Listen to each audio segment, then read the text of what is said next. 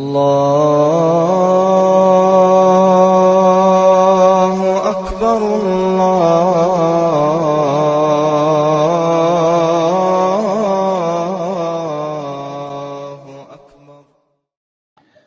Faman turra fi ma'masun ghaira mutanajibin li isbin fa innallaha ghafurur rahim.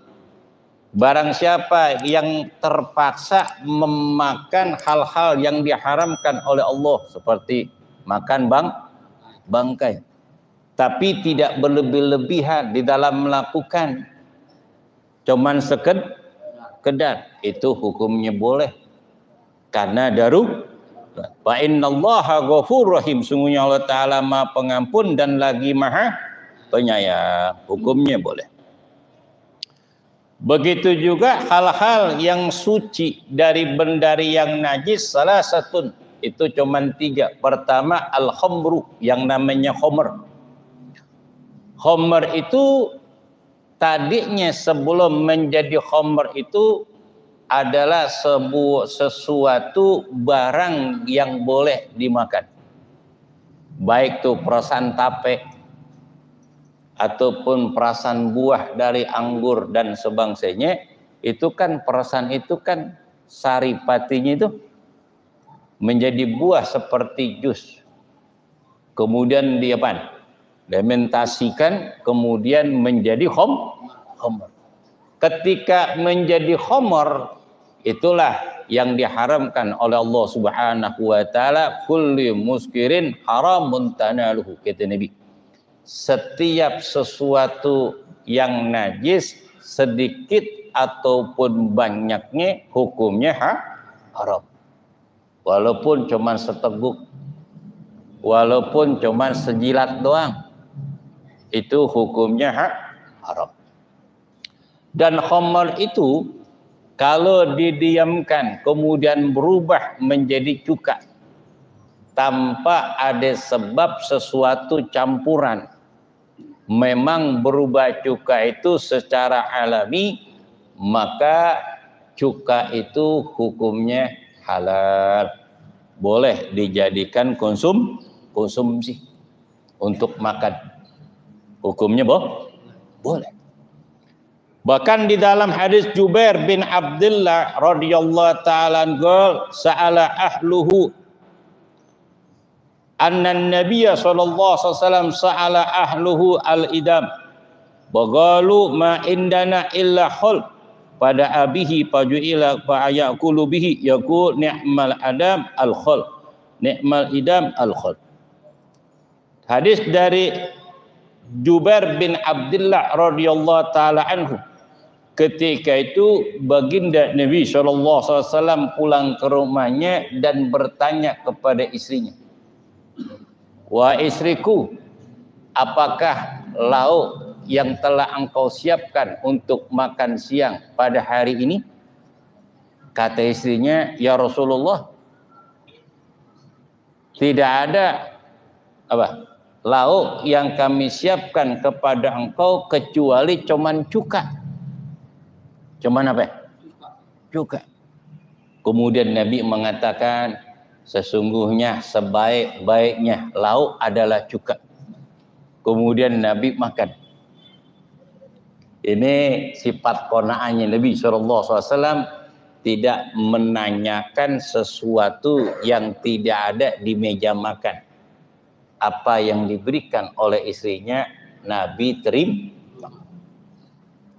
Laqad kana lakum fi Rasulillah uswatun hasanah. Sungguh tak ada pribadi Rasul contoh teladan yang baik. Nih, kita sebagai suami ketika kita pulang pengen makan, duit kita udah kasih tuh buat belanja. Pas nyampe rumah pengen makan, cuman ada nasi ame kecap ame cabe.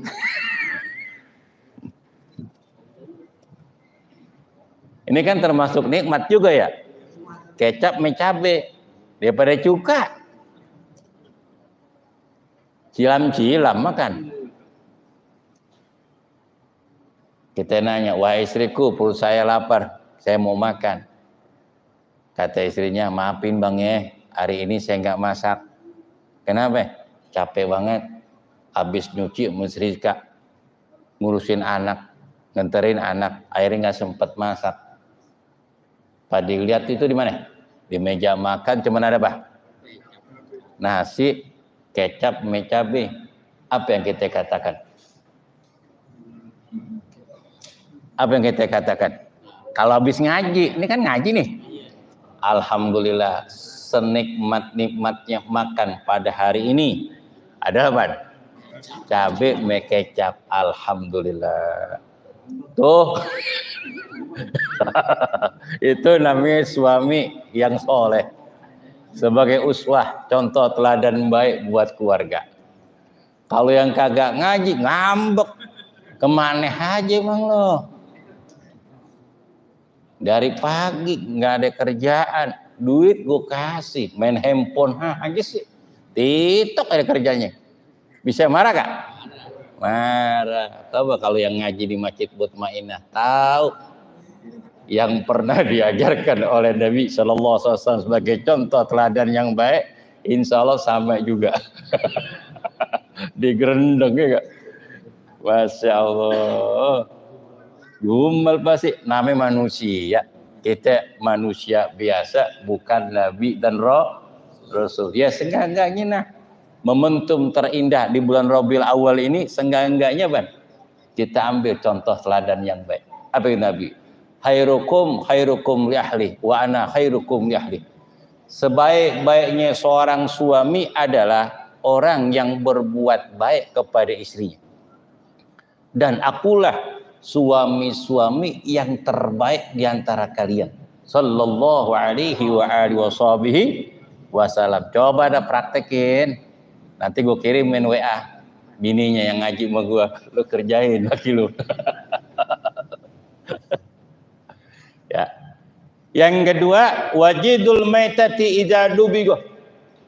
Yang kedua adalah kulit bangkai apabila disamak itu menjadi halal, menjadi suci.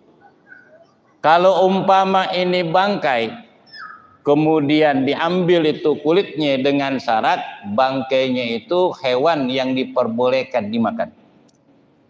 Seperti sapi, rusa, ataupun kambing sejenisnya.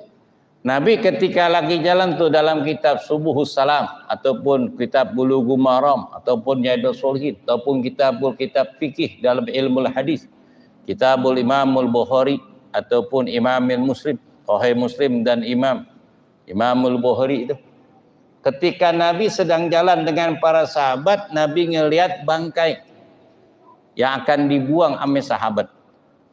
Ternaknya mati, kata Nabi, kamu kulitin tuh hewan tersebut, kamu ambil kulitnya, kamu samak dan kamu jemur. Kemudian kamu cuci, kamu jadikan jaket ataupun baju. Nggak boleh digoreng jadikan kerupuk. Nggak boleh. Kenapa? Karena hewannya mati. Berbeda kalau disembelih menurut syar'i. Seperti apa? Tuh, kalau lebaran Idul Adha. Kulit dari sapi ataupun kambing itu boleh dijadikan beduk, boleh dijadikan sejadah, boleh dijadikan jaket ataupun dijadikan bahan makanan seperti kerupuk. Itu boleh. Kenapa? Karena kapan hewannya disembelih. Kalau hewannya mati nggak boleh dikonsumsi kecuali dijadikan apa? Sejadah, jaket dan sebagainya sesudah disamak.